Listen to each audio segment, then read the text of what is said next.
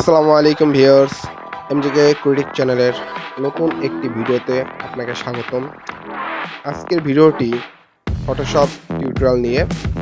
ফটোশপে কিভাবে colour change করতে হয়, ফটোশপ দিয়ে একটি অবজেক্টের কালার চেঞ্জ করার টিউটোরিয়ালটি দেখাবো। যে টিউটোরিয়ালটি হলো বিভিন্ন ফ্রিল্যান্সিং কোম্পানিগুলো এভাবে কালার চেঞ্জ করে থাকে এবং এভাবে কালার চেঞ্জ করলে আপনি আপনার নির্দিষ্ট অবজেক্টটি কালার চেঞ্জ করতে পারবেন। তো ভিডিওটি শুরু করা যাক এবং ভিডিওটি ভালো লাগলে ভিডিওটিতে একটি লাইক দিবেন এবং আমাদের চ্যানেলটি সাবস্ক্রাইব করবেন যাতে এমন নতুন নতুন ভিডিওগুলো আপডেট পেয়ে যান। তাহলে চলুন ভিডিওটি শুরু করি।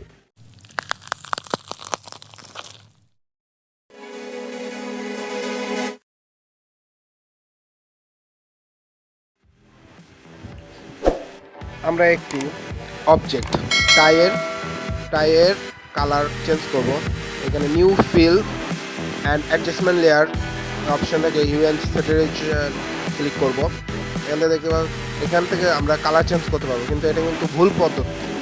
এভাবে কালার চেঞ্জ করলে এখানে যেহেতু একটি অবজেক্ট, যার জন্য এটা আমাদের কালার চেঞ্জ হয়ে যায় এবং আশেপাশে শ্যাডোগুলোতে দেখেন এগুলোরও কালার চেঞ্জ হয়ে যাচ্ছে এবং পেজটিরও কালার চেঞ্জ হচ্ছে কিছুটা পরিমাণ। তো এটা ভুল পদ্ধতি।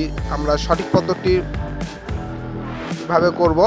সঠিক পদ্ধতিতে আমাদের কালার চেঞ্জ করতে গেলে আমাদের এটা পুরোটা ক্লিপিং পাথ করব।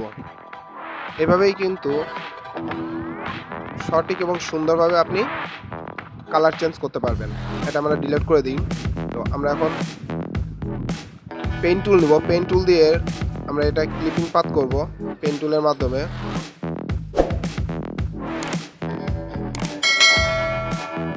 পেন টুল দিয়ে পুরোটাকে ক্লিপিং পাথ করব।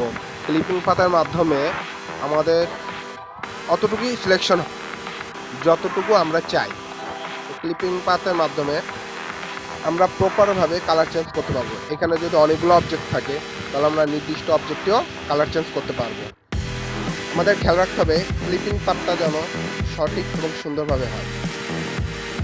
দরকার হলে একটু বেশি সময় নিয়ে কাজ করবেন, তারপরও যাতে কাজটি সুন্দর হয় সেদিকে আমাদের খেয়াল রাখতে হবে।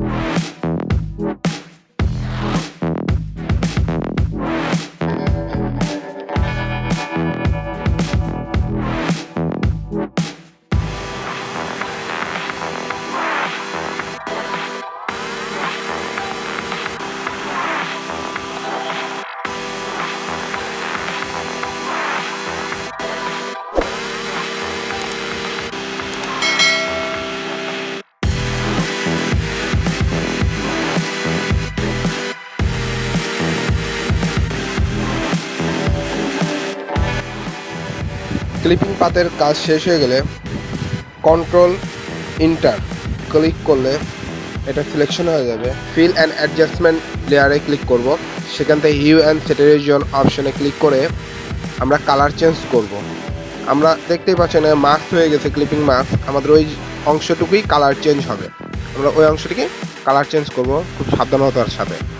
অবশ্যই এটা আমাদের খেয়াল রাখতে হবে, বায়ার যেমন চাই ঠিক সেভাবে আমরা কালার চেঞ্জ করব।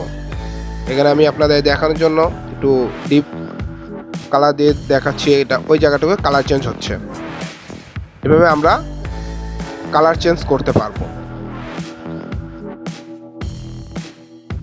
ধন্যবাদ ভিডিওটি সম্পূর্ণ দেখার জন্য এবং আমাদের সাথে থাকার জন্য।